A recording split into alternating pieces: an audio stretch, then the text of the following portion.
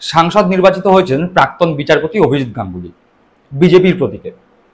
সাংসদ নির্বাচিত হওয়ার পরে তিনি তার লোকসভা কেন্দ্রে কতবার গিয়েছেন তা আমাদের জানা নেই। তবে এই মুহূর্তে অতিবৃষ্টির কারণে এবং ডিভিসি থেকে বৈমাতৃসুলভ আচরণ করে জল ছাড়ার কারণে দক্ষিণবঙ্গ জলমগ্ন, বন্যা পরিস্থিতি তৈরি হয়েছে। অভিজিৎ গাঙ্গুলির সাংসদ এলাকা জলমগ্ন, জলের তলায়, এবং এই রকম বিপদের পরিস্থিতিতে যেই এলাকার মানুষজন তাকে ভোট দিয়ে জয়ী করে দিল্লিতে পাঠিয়েছেন সংসদ ভবনে তার এলাকার মানুষদের কথা, বিপদ আপদের কথা তুলে ধরার জন্য, তিনি কিন্তু এই জলমগ্ন বা বন্যা পরিস্থিতিতে তার সাংসদ এরিয়ায় যে সমস্ত মানুষ আছে তাদের পাশে রয়েছেন। কিভাবে পাশে রয়েছেন? একদম ঠিক ধরেছেন, সেখানে না পৌঁছে এবং এই যে বন্যা পরিস্থিতি সেই বিষয়ে কোনো কথা না বলে।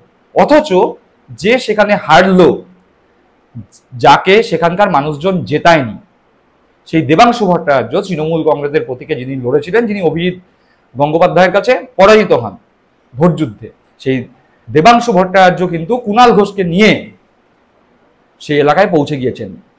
বন্যা দুর্গত মানুষদের পাশে গিয়ে দাঁড়াচ্ছেন, ত্রাণ পৌঁছে দিচ্ছেন, তাদের কোনো অসুবিধা থাকলে সেই অসুবিধার সমাধান করার চেষ্টা করছেন।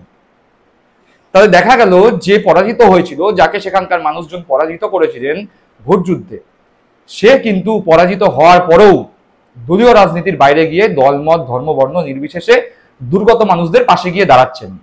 সেই ছবি আপনারা দেখে নিন।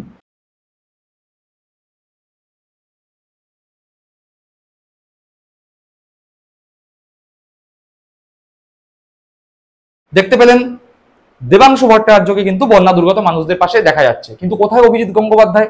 অভিজিৎ গঙ্গোপাধ্যায়কে তো খুঁজে পাওয়া যাচ্ছে না। তিনি এসছিলেন, ভোটে লড়েছিলেন, শুভেন্দু অধিকারীর ভোট মেশিনারি তাকে ভোটে জিতিয়ে দিল্লি পাঠিয়ে দিয়েছে। আমরা এর আগেও বঙ্গচক্ষুর বিভিন্ন এপিসোডে অভিজিৎ গাঙ্গুলিকে নিয়ে যখন আলোচনা করেছিলাম তখন বলেছিলাম যে অভিজিৎ গাঙ্গুলি এদিক সম্প্রদায়ের মানুষ, মাটিতে পা পড়ে না, পায়ে ধুলো লাগে না, সহজেই মাথা গরম হয়ে যায়, এরকম একজন মানুষ সাধারণ মধ্যবিত্ত, নিম্নবিত্ত, মধ্যনিম্নবিত্ত যারা আছে সমাজের প্রান্তিক শ্রেণীর মানুষের পাশে বিপদে আপদে পৌঁছে যাবেন এটা আশা করা যায় না। অভিজিৎ গাঙ্গুলির মতো মানুষরা টিভির পর্দায় যুক্তিতর্ক অনুষ্ঠানে গিয়ে কথা বলবেন, এই অবধি ঠিক আছে, আইন নিয়ে ভাষণ দেবেন, ঠিক আছে, লোকজনের সমালোচনা করবেন, ঠিক আছে, কিন্তু মানুষের বিপদে আপদে অভিজিৎ গঙ্গোপাধ্যায়ের মতো মানুষরা তাদের পাশে গিয়ে দাঁড়াবেন, এই জিনিস বিরল। এটি হয় না, অভিজিৎ গাঙ্গুলিও যাচ্ছেন না। এতে অভিজিৎ গাঙ্গুলিকে দোষ দিয়ে লাভ নেই, তার কারণ তিনি এইভাবে তৈরিই হননি। মানুষের পাশে বিপদে আপদে গিয়ে দাঁড়ানো একটা অভ্যাস, এই অভ্যাস অভিজিৎ গাঙ্গুলিদের নেই, কিন্তু বিজেপি তাকে দাঁড় করিয়েছিল ভোটে জিতেওছেন। এখন প্রবলেম হয়ে গেছে সেই এলাকার মানুষজনের, যারা তাকে জিতিয়ে সাংসদ নির্বাচিত করেছেন।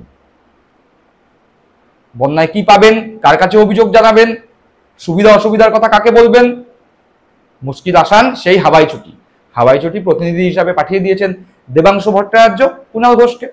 মানুষজনের সুযোগ সুবিধা, অসুবিধা, অসহায়তা সমস্ত কিছুর খোঁজ তারা নিচ্ছেন। ত্রিপল থেকে শুরু করে খাবার দাবার, ত্রাণ সবকিছু পৌঁছে দিচ্ছে কে? তৃণমূল কংগ্রেসের সৈনিকরা। তাহলে এবার বুঝুন, আপনারা যারা অভিজিৎ গঙ্গোপাধ্যায়কে জিতিয়ে পাঠিয়েছিলেন, আপনাদের ভোট, আপনাদের মতামত, তার মূল্য দেওয়ার যখন সময়, এই ভোটের প্রতিদান হিসাবে আপনাদের পাশে থাকার যখন সময়, তখন আপনাদের ভোটে নির্বাচিত হয়ে আসা অভিজিৎ গঙ্গোপাধ্যায় কি আপনাদের পাশে আছেন? একটিবার ভাববেন। অভিজিৎ গঙ্গোপাধ্যায় কোথায় গিয়েছিলেন বলুন তো? রাজনীতির সুযোগ নিতে ডাক্তারদের ধর্ণা মঞ্চে গিয়েছিলেন, সেখানে পলিটিক্স করার জন্য। জুনিয়র ডাক্তাররা তাকে গো ব্যাক স্লোগান দিয়ে তাড়িয়ে দিয়েছে। কিন্তু আজকে যখন সত্যিকারের প্রয়োজন আপনাদের একজন সাংসদকে পাশে পাওয়ার, সেখানে কিন্তু আপনারা অভিজিৎ গঙ্গোপাধ্যায়কে পাশে পাচ্ছেন না। দর্শক বন্ধুরা, আপনারা কি মনে করেন সাংসদ নির্বাচিত হয়ে অভিজিৎ গঙ্গোপাধ্যায়ের এই মুহূর্তে তার লোকসভা কেন্দ্রে পৌঁছে যাওয়া উচিত ছিল?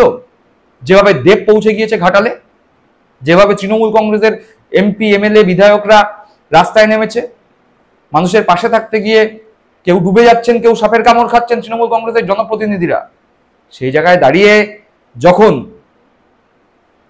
মেদিনীপুরের একাংশ জলমগ্ন, যেখানকার সাংসদ এই প্রাক্তন বিচারপতি অভিজিৎ গাঙ্গুলি, তার কি উচিত ছিল না তার সাংসদ এরিয়ায় বন্যা বিধ্বস্ত মানুষদের পাশে দাঁড়ানো? আপনাদের মতামত অত্যন্ত মূল্যবান, আপনারা কমেন্ট করে আপনাদের মতামত জানাবেন। ভালো থাকবেন, সুস্থ থাকবেন। জয় হিন্দ, বন্দে মাতরম।